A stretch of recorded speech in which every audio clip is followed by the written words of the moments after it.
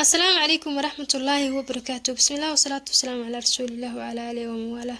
اللهم علمنا ما ينفعنا وانفعنا بما علمتنا وزدنا علما يا عليم الحكيم والحمد لله رب العالمين. walaalaha qaaliga ah kusoo dhawaada duco channel haddii ilaahay ka raali noqdo muuqaalkan waxaan uga hadli doonaa duco daqiiqado gudahood lagu aqbalay.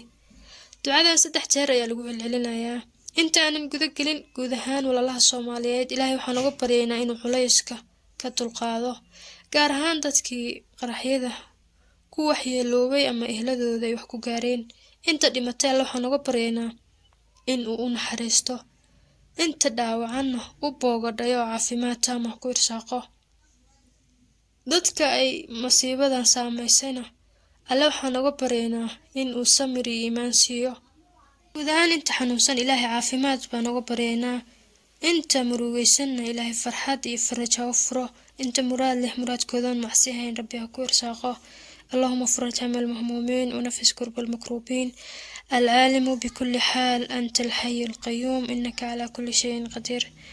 دعاء ما أنت عن برنتونه وحي وضع قصة قرح بدن وحلق وري أنس بن مالك صحابي جليل كها إلهي هكران نقضاه إن أويري وحاترين صحابي حكم ذها صحابي رسولك صلى الله عليه وسلم أو أها قناع الصدى مقعي سنة وحوها أبو معلق. قصدان waxaan u maleynayaa inaan hadda ka hor mar idinkaga sheekeeyay laakiin waxaa jirta saameyn ay leedahay oo ducadeeda marka lagu duceystay waxaa la helaa natiijo salaad 4 rakaca ay qofka tukanaya kadibna ducadan ay akhrin doonaa waa sababta markaan u jeclaystay inaan mar kale idinla wadaago. ninkaas isaga wuxuu ahaa nin ganacsado ah wuxuuna ka mid ahaa saxaabadii ansaarta ahayd. ninkaas waxaa la sheegay inuu ahaa nin ka mid ah dadka ganacsatada laakiin nin wuxuu ahaa xalaal quuto ah oo iska ilaaliya xaaraanta.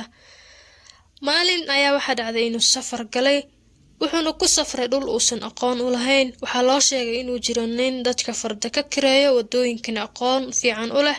ninkii ayay heshiiyeen markii ay baxeen oo ninkii ay magaaladii ka fogaadeen meeshii loo socdayna aan la gaarin wuxuu ku leexiyay meel hawda wuuna ku soo jeestay oo wuxuu u sheegay inuu rabo inuu dilo. ninkii wuxuu ku yiri waxaan haysto dhan qaado oo aniga lafahayga ii badbaadi laakiin wuxuu u sheegay in hantidan uu hadal ka taagnayn oo isaga leeyahay waxa uu u socdan ay tahay naftiisa. wuxuu ka codsaday in uu siiyo waqti yar oo uu 4 rakaca ku tukado wuxuuna ku yiri inta doonto tuko.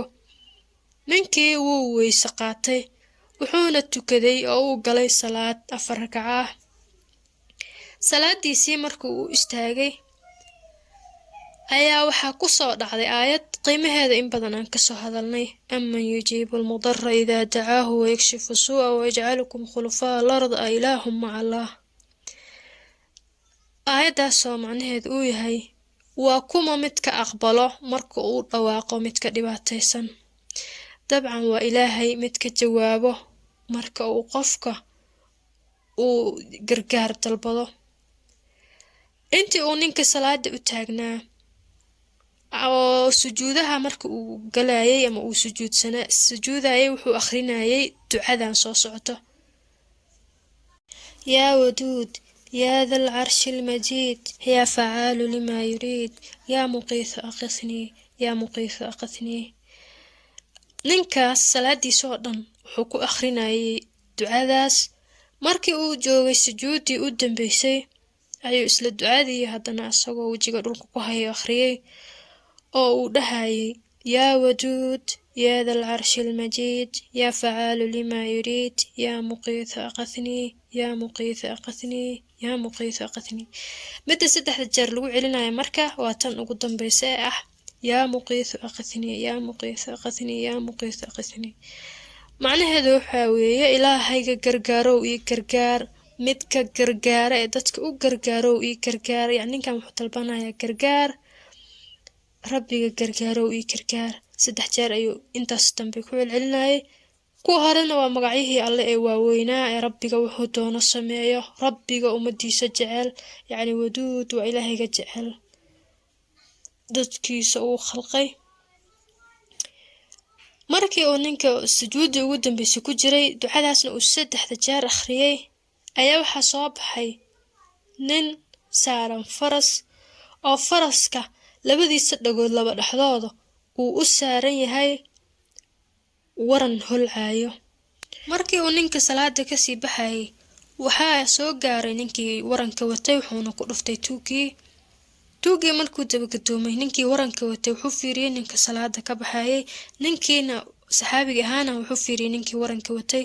Markaas wuxuu ku yiri hooyaday aabahay baan kugu furtay kuma tahay. Wuxuu ku yiri waxaan ahay malag, waxaan ka imid samada afraad. Markii uu horeysay ducada akhrisay waxaa gariiray albaabka koowaad ee samada. Markii labaad ee ducada akhrisay waxaan maqlay buuq iyo sawaxan xagga samada ah. Markii saddexaad ee aad akhrisay aniga ayaa maqlay ducadaada, anigana waxaan u xilsaaranahay caawinta kuwa Ilaahay u qaylshada. Markaas ayaan Ilaahay ka codsaday in aan soo dago oo aan dilo ninkaas daalimka ah. Anas bin Malik waxa uu yiri ee lagu warinayaa qofkii weyse qaata ee 4 rakac tukado ducadaana salaadiisa gudaheeda ku akhristo iyo sujuudaha in Ilaahay uu jawaab ka heli doono. walaalo badan oo muraadi lahaa waxay ka sheekeynayaan inay ducadaas anfacday. Waxaan rajaynayaa cid kasta oo ku duceysato inuu Alle u sahlo dantooda, dhibaatada ay ka magan galayaan ka dulqaado, waxyaabaha ay ku weydiisanayaan oo aqbalo. Muuqaalkan intaas ayuu ku yahay. waad ku mahadsantihiin waqtigiina inta ku kulmi doono midka kan xigo. والسلام عليكم ورحمة الله وبركاته.